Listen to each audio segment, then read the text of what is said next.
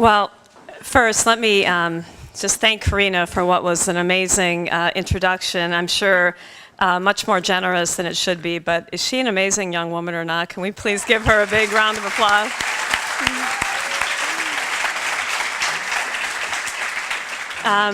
She's a really inspirational student, and I have to say it's been really it's always wonderful to come to this event and to see the great work of junior achievement. And so, Sandy, thank you for your leadership, for all the board members of junior achievement, and for the incredible impact that you're making on the next generation of business leaders here in Chicago and the students who are here tonight. I mean, this is really what this is all about, which is bringing the next generation of leaders along. And I do want to congratulate the other laureates who are here. Walter, you did a wonderful job of recognizing your father, who, pretty tough act to follow, really, And that was wonderful, and I know we're really looking forward, all of us, to hearing about Mike Kaiser, who's an incredibly inspirational leader. And if you look at the list of 155, I think it was said, laureates who have come before us here tonight, my husband said, wow, this is quite a list, and it really is such a privilege and an honor to be included on just what is an amazing list of Chicago business leaders. And I feel incredibly fortunate. As you heard, I've had the opportunity now to spend a little more than 30 years of my business career here in Chicago. And when I think about how lucky I've been, so many of the business leaders that are on the list of laureates, I feel very privileged to call friends, and probably most importantly, mentors of mine, who have really helped me achieve some of the opportunities that I have here in Chicago. This is a wonderful opportunity to celebrate what's happening to bring along the next generation of business leaders. And Sandy talked about just the important work that junior achievement is doing, and the statistic of 455,000 students being touched in Chicagoland area by junior achievement programs is really quite remarkable. And I'm incredibly proud that my firm, Deloitte, has what I think is an amazing partnership with junior achievement. It is one of our most important national priorities from a community involvement perspective. But here in Chicago, to put it in perspective, we touched 180 classrooms and about 4,700 students with Deloitte partners and employees last year. So that's something I'm really proud of, and I guess I'd like to recognize my colleagues at Deloitte for what they've done. And I do want to thank so many, I won't say old friends, but I will say good friends who are here this evening. And I do think one of the things that's very special about Chicago is this amazingly connected business, civic, and government community, and the way we come together to get things done. But really a very special thanks to so many of my Deloitte colleagues who are here tonight, who fortunately did not have the opportunity to spend any time with Karina before she gave that very gracious introduction. So thank you for that, for not telling the bad stories about me. And of course, I do want to recognize and thank my best friend and my husband, Dave Underwood. As you heard, 25 years last week, so we've had an amazing partnership. And really appreciate you being here tonight, Dave. I know you're a little under the weather with that sort of fall bug that's going around. And I am disappointed that none of my three sons could be here tonight. But I am pretty excited that of my three teenage sons, my oldest son, Eric, is a freshman at the University of Wisconsin at Madison. We went up to visit him for Parents Weekend last weekend, and pretty excited that he seems to be pursuing a career in business, and so we must have done something okay during our career, Dave, that we told him that was the path he wanted to follow. Our son Alex, who's 16, he's playing soccer tonight down with the academy team he plays for the Chicago Fire. But I was also pretty excited a few weeks ago when he shared that one of his favorite classes as a junior at New Trier High School is the class he's taking on business in the financial markets, and he thinks he's pretty good at picking the stock market. So I guess we'll be investing our portfolio for our future with him. And my youngest son, Matt, who just turned 14 on Monday and who's an 8th grader at Washburn. And, you know, I think Dave and I feel incredibly blessed that we have 3 beautiful sons who hopefully we can create into being that next generation of leaders. And I think that's really what Junior Achievement and what this event is all about. You know, we recognize people who have had amazing success here in Chicago, and I feel very humbled because I don't think my success is probably at the level of entrepreneurism as many others here tonight, but I'm incredibly honored to be included in that group. But what I think is most important is how do we bring along that next generation of leaders here in Chicago. And there really is nothing more important to bringing along that next generation of leaders than education. It's something that I know was incredibly important in my family. My mom came from very humble beginnings. Education was her pathway to success. She was absolutely my role model, continues to be today. She was the only woman accounting major at the University of Pittsburgh when she graduated in 1951. During her college years, the professors used to sort of hint that maybe dropping out was a more appropriate option for her because women really couldn't cut it in business at that point in time. But she graduated with the highest honors. She had multiple career options, was a real leader in our community, and she always passed along a point of view that to whom much is given, much is expected. And so that's something hopefully that I've tried to live by throughout my life. And the other thing she really taught us all, my brother and sister and I, was the important sort of having this core set of values. So, Walter, I love the lessons learned from your dad. I've put together myself a list of sort of 10 rules to live by, which I've tried to live by. I think one of the most important ones, of course, is doing the right thing. But I think for all the students in the room here, there's a lot of great lessons to be learned from all the business leaders here, but I will tell you, I think with a great education, there's absolutely nothing that will stand in your way. You can accomplish anything, and please know that all of us here who are business leaders in Chicago are really here to support you as we were supported by so many great mentors and leaders, and to make sure that Chicago continues to be the greatest, what I believe is the greatest city, not only in the US, but in the world, and will continue to be the place where great business leaders can lead and thrive. So thank you again for this wonderful recognition. It's terrific to be with you all here tonight. Congratulations, Michael and to Roy Carlson, and thank you all for being with us tonight.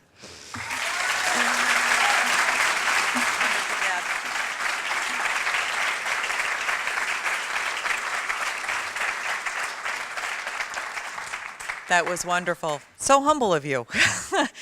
I think clearly everyone who's coming up onto the stage and speaking tonight has a story to tell, and it's very nice to hear you about your passion for your life, your passion for your business acumen, and your passion for your children following in your footsteps, and really the JA children now that will be following in all of your footsteps just because you have led by example. So everyone is very lucky to have you and hear your stories tonight.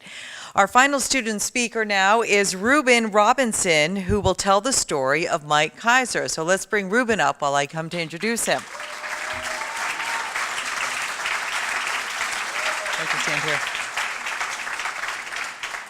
Reuben is currently a senior at Austin Business and Entrepreneurship Academy in Chicago. He has plans to study business management and music at Columbia College next year. Reuben appreciates being challenged, which is why he enjoys his college-level math class, writing original music, and even training as an MMA fighter in the 152 weight class. MMA fighter, do you know what that is? I mean, that means you take every discipline, all the martial arts, you pour it into one, and you just go out there and you make sure you win, and that's what works. And I think he looks pretty darn good. I think he's winning on this game. I kind of did a once-over, but I was very impressed. Anyway, he recently participated in Junior Achievement's first annual JA You're Hired event in May of 2012, where a panel of volunteer judges awarded Reuben the title of Top Salesman and Top Negotiator. I asked him, I said, how did you come across that? And I asked him what he sold. He goes, well, we sold all different things. They just gave him a list of bullet points, and he just went out there and did the job. So I thought, this is a guy who can think on his feet. I'm putting my money on him later down the road. Well, he said his greatest accomplishment as well from this event was obtaining an internship at Vibes Media by networking with some of the Chicago business professionals in attendance. So we want to welcome Ruben as he goes to introduce our next laureate. Also, you want to be the boss. There are lots of bosses in here, so I think this is going to be another rising star. So let's have Ruben here.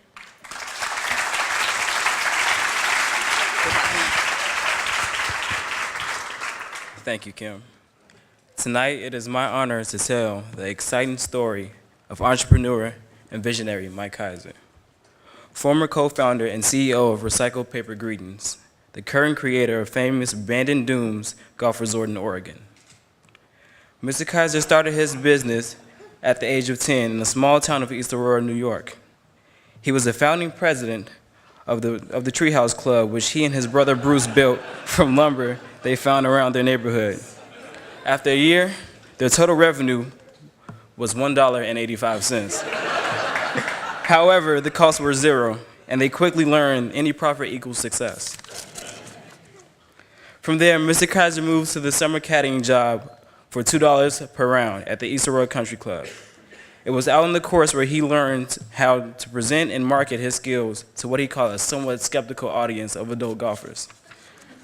Throughout his high school career at Nichols School in Buffalo, New York, Kaiser attempted other toilsome vocations such as home building, landscape maintenance, and house painting.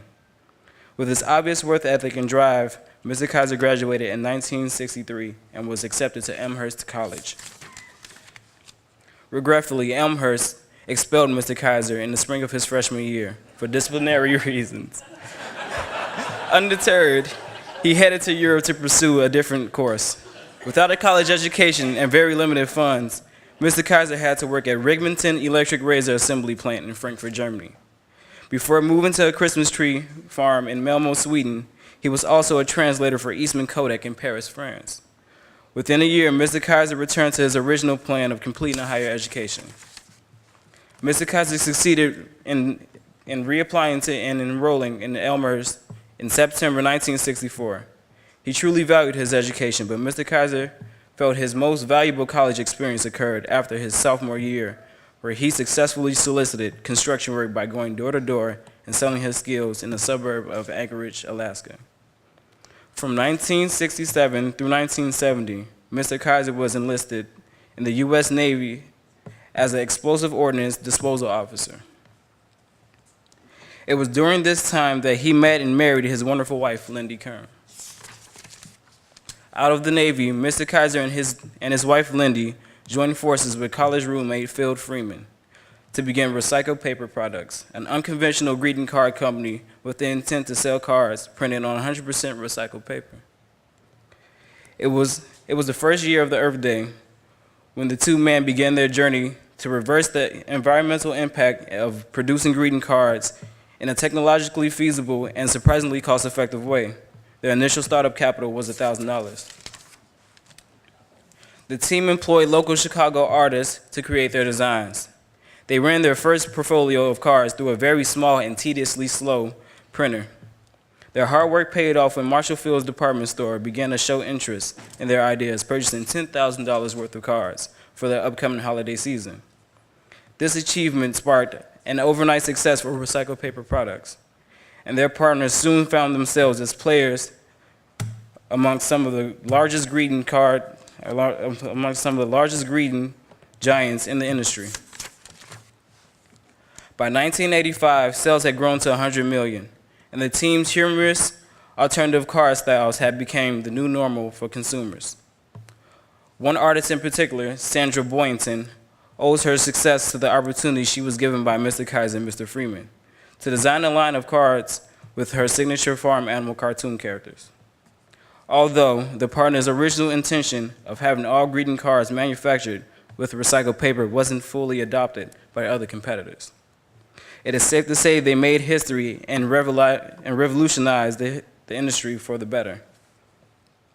In 2005, the owners sold their company, and Mr. Kaiser redirected his focus on another growing passion, golf course design. Mr. Kaiser never planned on being in the golf course business. Played them, yes, but built them, no. In 1986, he had purchased 90 acres of sand dunes near his summer home in New Buffalo, Michigan. Within a year, he convinced himself to build a 9-hole course pattern after the world's best golf course, Pine Valley. When his course called the Dunes Club opened, it was positively reviewed as nature perfected by the Golf Architecture magazine. Energized by the success of the Dunes Club, he invested $2.5 million in 1,200 acres of open land on the Pacific Ocean in Oregon, with the aspiration to build a seaside golf course on the sandy property. Despite telling friends that the project could be Mike's folly, Bandon Dunes was immediately proclaimed one of the best courses in the world. He followed it with Pacific Dunes, which received even more awards. The November 2011 issue of Golf Digest magazine rated Bandon Dunes as the #1 golf destination in North America. Through all of his busy day-to-day activities, Mr. Kaiser also makes time for the philanthropic efforts most dear to his heart. He and his wife have supported the Daniel Murphy Scholarship Foundation and the Rehabilitation Institute of Chicago for over 20 years. Mr. Kaiser also led a campaign called I Am a Caddy for the Chick Evans Foundation, helping hundreds of young men and women attend college and graduate debt-free. His most recent endeavor will be to chair the board of Teach for America. Mr. Kaiser is proudest of his children, Lee, Dana, Michael, and Chris. He welcomed his first grandchild, Oliver Linden, into the world 2 years ago, and in late August of 2012 added 2 more into his beautiful family, little Henry and Adame. Everybody please welcome to the stage, Mike Kaiser.